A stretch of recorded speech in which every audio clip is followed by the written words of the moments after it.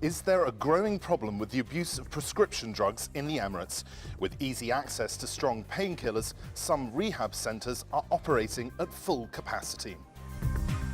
As Israel begins a unilateral ceasefire in Gaza, the diplomatic community starts to work towards a lasting truce with Hamas.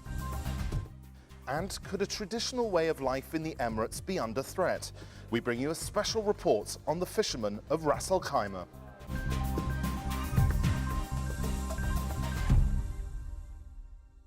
Good evening and welcome to the first edition of Inside the National. This time every weeknight we'll bring you here to the offices of the National newspaper. You'll hear from the region's leading journalists about national news, international news and sport, as well as business and comment.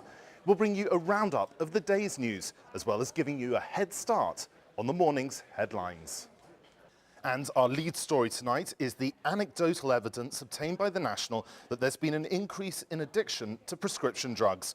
A story to be published in the paper in the morning exposes that dependence on pharmaceutical drugs, like painkillers, is on the up. National editor Greg Frey is here with more. And Greg, these findings are based from interviews with the National Rehabilitation Centre here in the capital. That's right. The National Rehab Centre started noticing a great increase in the number of people addicted to prescription drugs, particularly the highly addictive painkiller called Tramadol. This is a concern now shared by the Ministry of Health and the Health Authority Abu Dhabi, who are trying to stamp out this problem. And the national reporters who are covering this story, they've been out and they've talked to addicts as well. Yeah, well, we've been given access to people at the National Rehab Centre. One gentleman called Mohammed has asked for his complete identity to be kept anonymous, told how his life has been torn apart, absolutely ruined by addiction to prescription drugs. I mean, he's dabbled in morphine and Tramadol itself and other painkillers, and this has really left him a shell of a man. And a real indication of how destructive addiction can be to these drugs that pharmacists provide for medical conditions. Oh, absolutely. You know, these are very, very strong controlled substances that must be used only exactly as you're told by your doctor. The minute you start messing with these for fun is the minute you get in a lot of trouble, and it's the sort of thing that destroys a perfectly good society. And there's a concern from both the Ministry of Health and the police as well. Absolutely, yeah. I mean, the police are kind of going to prosecute when individual cases are brought to them, but the Ministry of Health and the Health Authority are going to start doing spot checks on particular pharmacies that are going to be giving out a lot of these drugs. They're going to go down and hopefully catch people in the act. And also, I mean, can we look at this a different way, considering how stringent the rules are about narcotics, how tough the police are on that? Is this perhaps a product of success in other areas? Oh, absolutely. You know, the police and the Ministry of Interior are very, very successful in keeping the use of heroin to an absolute minimum, and other highly illegal drugs like that. Well, people who want to get high will find a way, and this is just one of the means that they're using at the moment in this country. And it follows trends elsewhere in North America, in the States, in Europe, where there's been a big increase over the past couple of decades of the use of prescription drugs. Yeah, well, particularly in America, it's been noticed that prescription drug abuse is on the increase. Here, it's perhaps symptomatic of a growing country and bigger cities developing, and then you develop big city problems.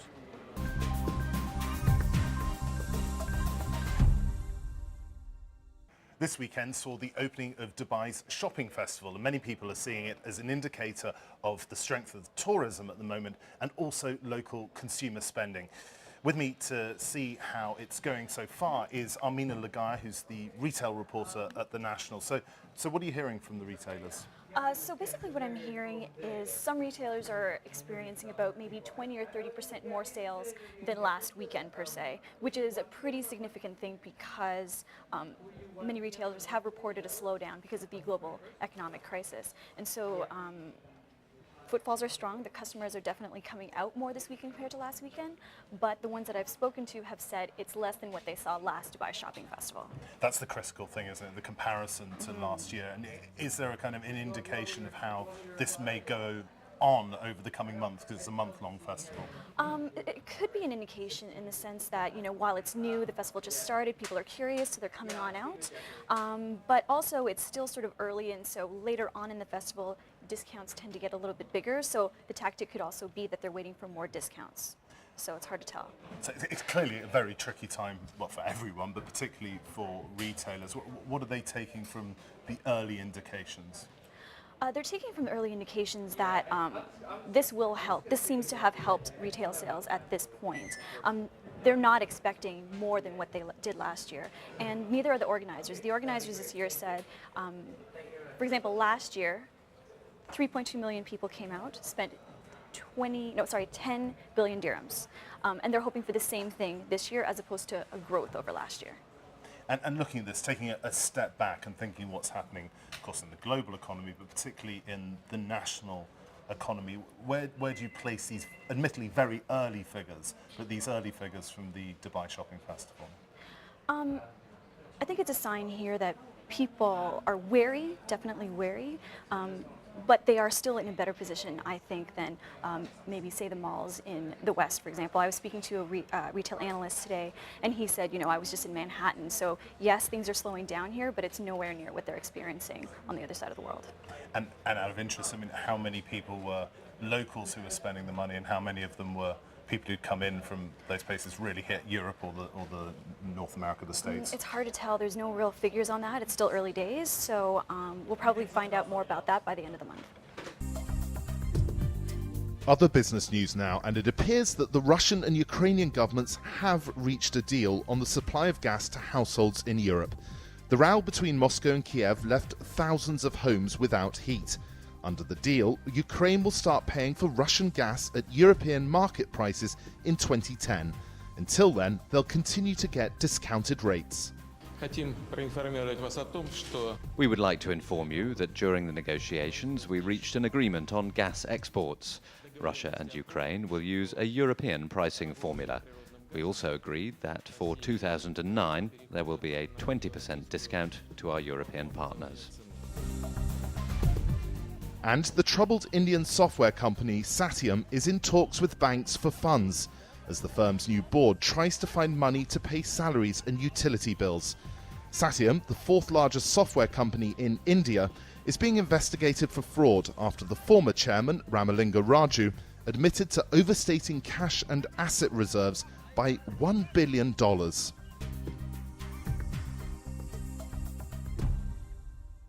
Well, despite the apparently good news from the Dubai Shopping Festival, there's been a gloomy report today from YouGov Siraj saying that UAE residents are preparing for a downturn of as much as 2 years. Here to discuss this is Martin Newland, who's the editor of The National. And Martin, let me just put a couple of the direct points from the report to you. Half of the people surveyed said they're nervous about their jobs, and 1/3 know people who've already lost their jobs within the country. So is it all bad news? I wouldn't say so. I think even in my short lifetime, we've been through cycles of boom and bust. And at the beginning of bust, it's always, everyone thinks the sky is falling in.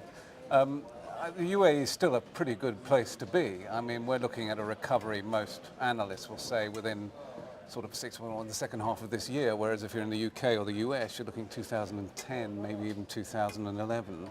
So yes, people are feeling the pain. But mostly, I think it's a time for keeping your nerve, for tightening your belt, reassessing those finances and waiting 6 months. Now, if you talk to me in 6 months' time and we're still in this situation, I'd be far more worried.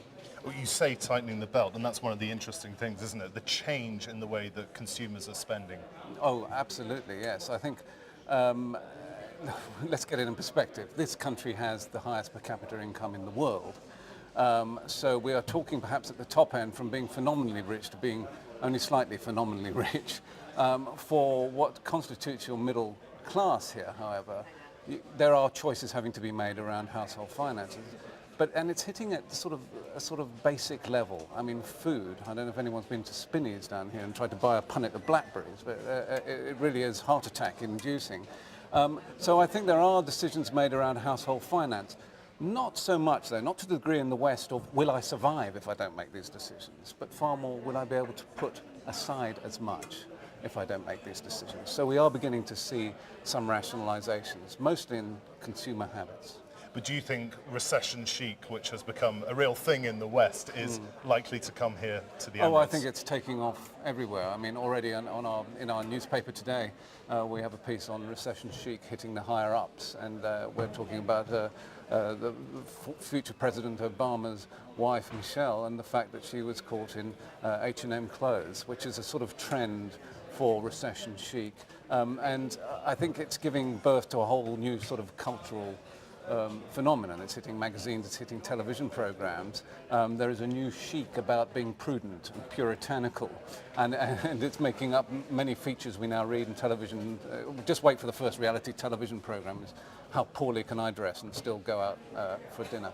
Well, that's a question. I mean, is it about fashion? Is it now fashionable to be frugal, or do you think this is driven by real concerns and a real lack of spending power? I think it is driven by real concerns, but I think also on top of these are overriding sort of cultural considerations, and people do. We've just emerged from 10 years of spending and borrowing far more than we need to. So now I think there's a sort of, we're embracing the puritanical attitude. We're sort of rolling around in it. We're enjoying it. Now, this isn't necessarily good news for the retail market or for anyone else, but it certainly is good news for the household bank budget.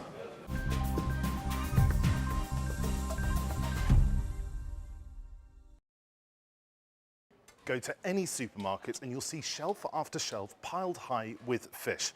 But could our demand for fish be threatening the traditions of Emirati fishermen? Jerome Evans has been to Ras Al Khaimah to find out.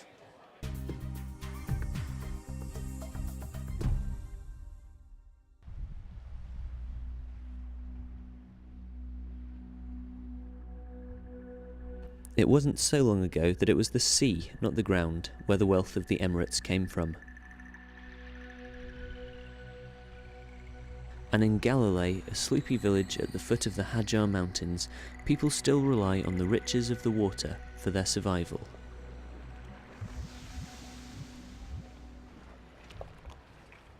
Shahuf is typical. For him, everything's linked to the sea. He sleeps on a pile of ropes. And he's never far from work. This is a way of life that's been passed from generation to generation.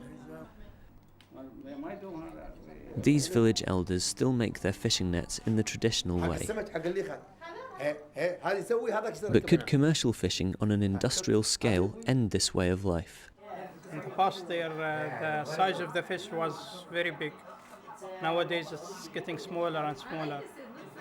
And some people don't need that much of fish, but they even take it. Small sizes, big sizes, all they need, all they matter of money. Commercial fishing is big business here.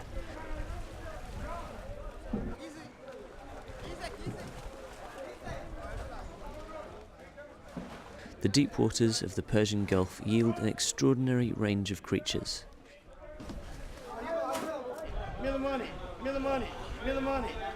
The fish are auctioned, then sent all over the Emirates and beyond.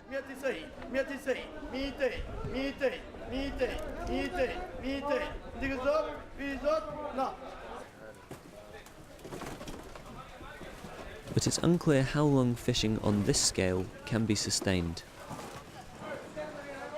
And that could threaten the delicate balance between the local people and the sea.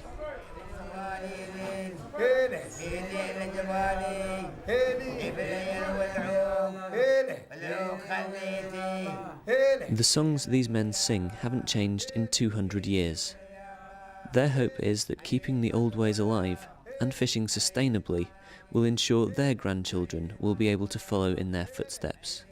Jerome Evans, Inside the National. Next up on Inside the National, we'll bring you a full roundup of the international news, including the diplomatic efforts to turn the ceasefire in Gaza into a truce. And the National's very own boy racer, Neil Verano, gets behind the wheel of the Dodge Caliber. Stay tuned to find out what he thought.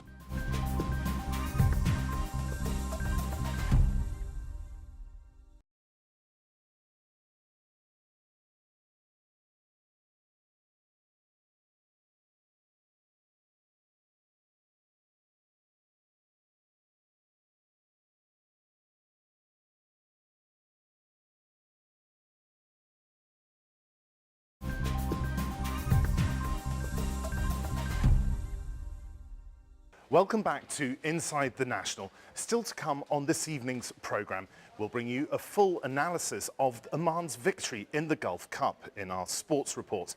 And we're sending out motoring editor Neil Verano with the Dodge Caliber. What does he make of the latest hot hatch to hit the market? But first, international news.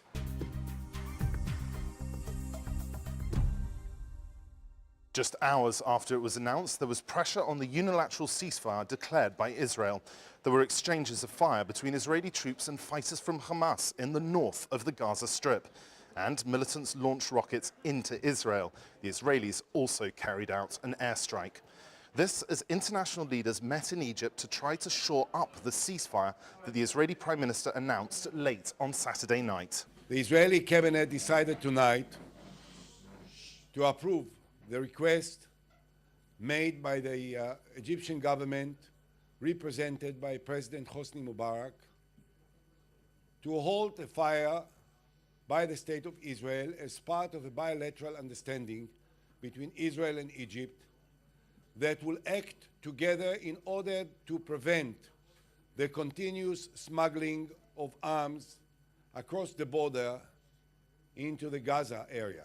Michael Jabri-Pickett is foreign editor of The National. Michael, the toughest question first. Will this hold? It's going to depend on patience on the Israeli side as well as on Hamas. No one knows. But the way things are today, it doesn't look like it's going to hold if it keeps up. Guys in Hamas are going to fire. They've said they're going to. What we need is for Israel to be a little bit more patient than they're being right now. And Hamas very clearly said that it won't tolerate any Israeli presence within the Gaza Strip. That's one of the stipulations for a long-term ceasefire, that as well as the lifting of the blockade. Now, for the past 18 months, they have had an Israeli-free Gaza zone, but they have not had the blockade lifted. They have not had goods coming in as they want. I think it looks like we're going to end up in the same place we were on December 26th. So there's this meeting in Cairo, international people, leaders there, diplomats trying to get some sort of truce rather than just a ceasefire. What pressure can they bring to bear on both sides? It's tricky to say right now. There's a lot of the stuff that's going on behind the scenes. They're not sharing a lot of information. Hamas is continuing to put forth the rhetoric that they always do. Israel is trying to be a little bit calmer than they have in the past. But when you have so many people who are in favor of a long-term ceasefire, that doesn't seem to matter. It hasn't worked in the past, and the situation is the same as it's always been, which is Hamas, you have 1.5 million people in Gaza, and things just aren't changing for them. Elsewhere in international news, salvage teams have been working to lift the remains of the US Airways plane which crashed into the Hudson River in New York onto barges. More details have also been released about the dramatic last few moments of Flight 1549. The pilot's final words to air traffic control were, "We're going to be in the Hudson." When he looked up, he said the windscreen was filled with birds, and this was after the first officer had spotted them. So it all happened very quickly, but the first officer said it literally was filled with big dark brown birds. They both reported that they heard booms, felt the impact, the engines powered down, and they smelt, this is I think the captain quoting saying, he smelt burning birds. The American capital's in party mood as the nation prepares for the presidential inauguration of Barack Obama. The president-elect's traveled to Washington, D.C. by train, retracing the steps of the great American president Abraham Lincoln. The day-long journey from Philadelphia to the Capitol took him through towns and stations packed with cheering supporters. And Obama mania has spread across the country. At the University of Michigan, scientists have created a Nanobama. The nanotechnology portrait is less than 0.5 millimeter across and smaller than a grain of salt.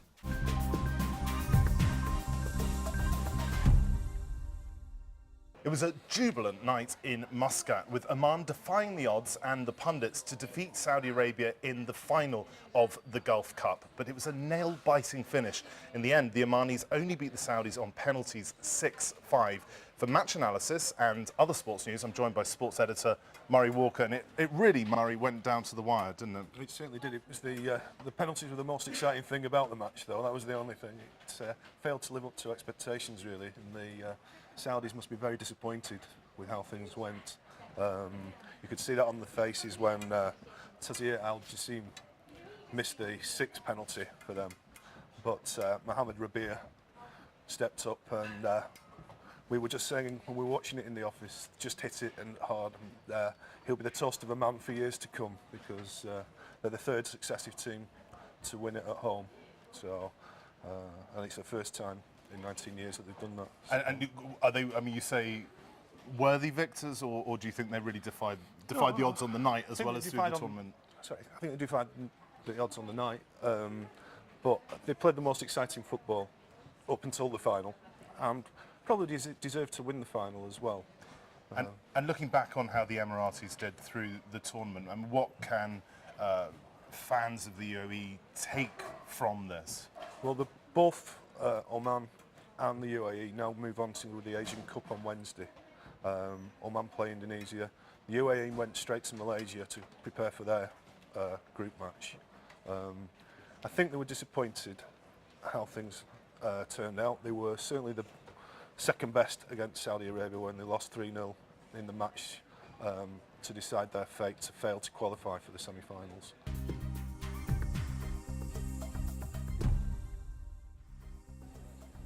Elsewhere in sport, will he or won't he? Speculation continues about the future of the Brazilian superstar Kaká.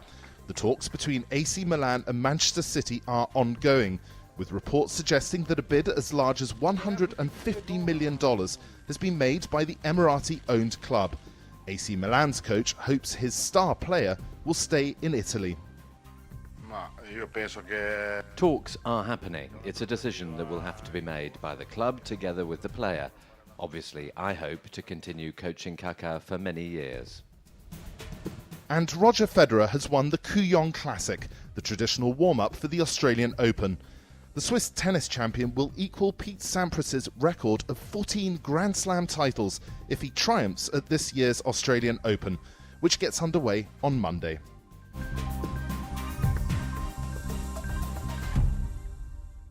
With the US auto industry in a sorry state, it's crucial that car manufacturers get their new models right.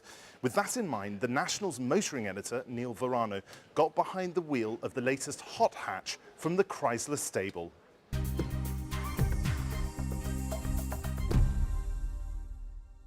When Chrysler wanted a new hot hatch, their performance division, SRT, went to work on the Dodge Caliber to produce the SRT4. Does it do the trick? Let's find out.